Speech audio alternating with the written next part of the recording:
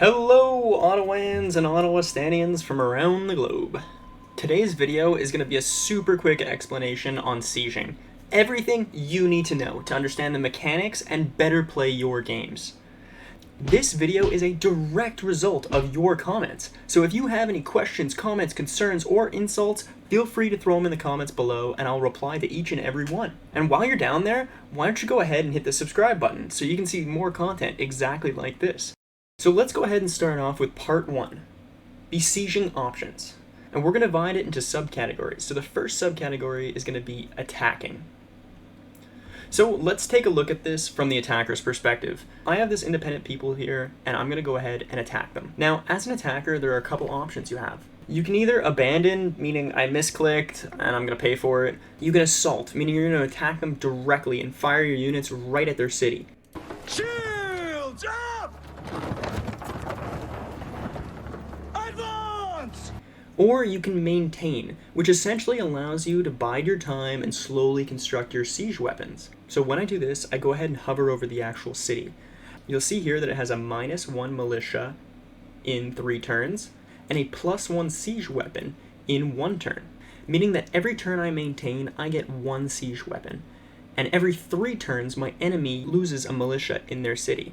We're essentially starving them out here. They also lose a bit of stability. So if we go ahead and look at the tech tree, I have Organized Warfare, which gives me these siege weapons and unlocks this option.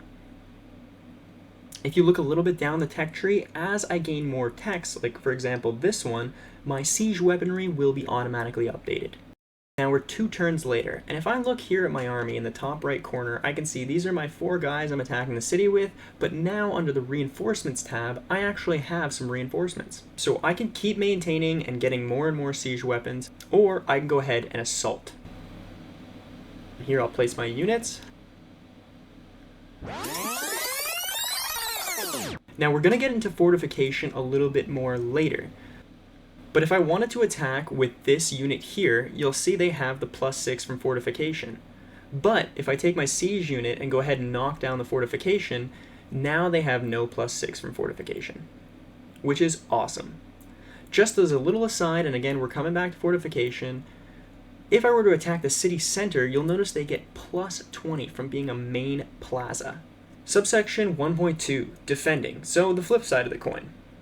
Here's a perfect example. I'm in a war and I have 4 units at my gates. Now they've just hit the maintain button so that they can build their siege weaponry and take down my walls. Note they did not click assault just yet, just maintain. Now when I go ahead and open this up, I have a few different options. I can go ahead and surrender the city and basically say it's not even worth my time. I can go ahead and do the Sortie, which basically means that I'm going to put them on the defense. I become the attacker, I get first roll. And basically, I have to leave my city and attack them before they can get their siege units up and take their flag. Or I can endure. Enduring would essentially be, I can't take them on just yet, but hey, maybe I have some enemy units around my city that I can hop into the battle and help me out. Maybe next turn I can get those units into the city. If I hit endure, which I will, this city is no longer going to produce any FIMs, and I'm going to have a stability malus. But again, I can always get more units into the city. I can't get units out of the city, but I can get units into the city. So just for fun here, I'm going to hit endure. A few moments later. Now, here we are a few turns later, and they finally made a move. I have a few options here. I can retreat and basically give up my city, or I can manual battle and essentially defend my flag, defend my home. And you'll see here, because they've done the maintain, they've built their siege units, and they have 3 here ready to take down my walls. Subsection 3, open field battles. Here's a really quick one. I've just lined up some units outside the enemy's gates, and it's the next turn now, and they've attacked me. I haven't done anything to provoke them, they've attacked me. This is pretty much exactly like a Sortie or an open field battle where they're an attacker, but they get their city to use as cover, essentially. Part 2, Ransacking at War. So there was a little bit of confusion as to what we can ransack and what we can't while we're at war. Now, the first subsection here is going to be Unattached Districts. Here I'm at war with the Norsemen. They have this artisan quarters that's not attached to their city. So If I were trying to get this one's attached to their city, so I would actually have to besiege the whole city just to get it. But here, it's not attached to the city. It's just one of those ones that are on their own.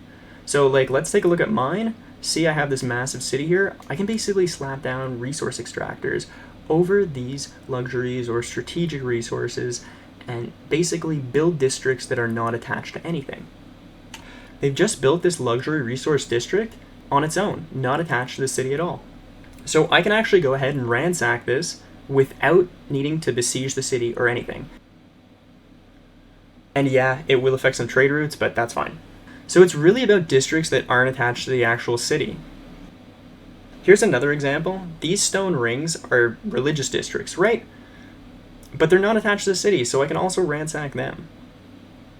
Now, let's talk about ransacking outposts. Take a look here. This isn't the main city, this is just an outpost. The main city is over here, and likely they've attached this outpost. So I can straight up walk on and just ransack any district I want. Even better, I could even ransack the administrative center and take out the whole territory. I talked about that in my complete guide to combat here. Now let's move on to destroying districts. First, destroying fortifications. Fortifications are the walls. We've talked about this a little bit earlier. I'm going to take my siege artillery and attack this district here. You'll notice they have 100% fortification and 100% health.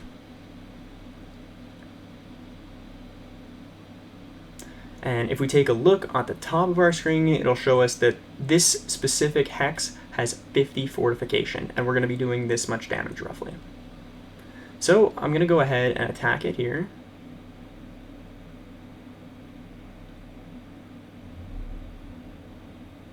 And it's the next turn. I'm going to keep attacking. You'll see that it now has only 56 health on the fortification. And now it's at 8. And then I'll hit it again, and it'll be at 0. So the fortification here is essentially taken down. You'll notice, though, I can't attack anymore. If I go ahead and hit attack and try and hit this district, because the siege artillery is in the battle, it claims this target is not a valid target. That leads us into our discussion about bombardment. I have this siege artillery way out here, and he has a range of 8. So if I were to try and attack now, he could support the battle, but he's kind of far away. So we're going to go ahead and move him a little bit closer. It's the next turn now, and I'm going to go ahead and select my unit and hit artillery strike. Now you'll see I can attack here, and it'll affect all the glowing tiles. I just did the artillery strike, and you'll see if I open up the battle and then hover over this tile, now, instead of being at 100 health, it's at 60 health. Similarly, everything within the area has been affected. Hey, that's pretty good. And it's the next turn, and I'm going to go ahead and hit it one more time. You'll also notice that there's this really nice menu on the top that gives you exactly what's going to be damaged and how much it's going to be damaged roughly. Just to show you that once you've hit it enough and you hover over it, it actually becomes ruins, completely unusable. This segues beautifully into Bombarding Outposts. Here I've lined up a bunch of artillery, and I'm just going to keep peppering the city center.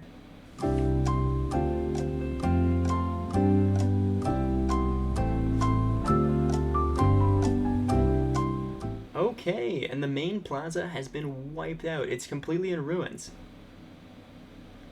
If we zoom out, we can see that this territory is not even occupied anymore.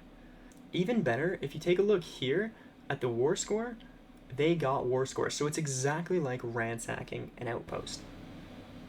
Again, if this is confusing to you, go ahead and check out my full guide to combat.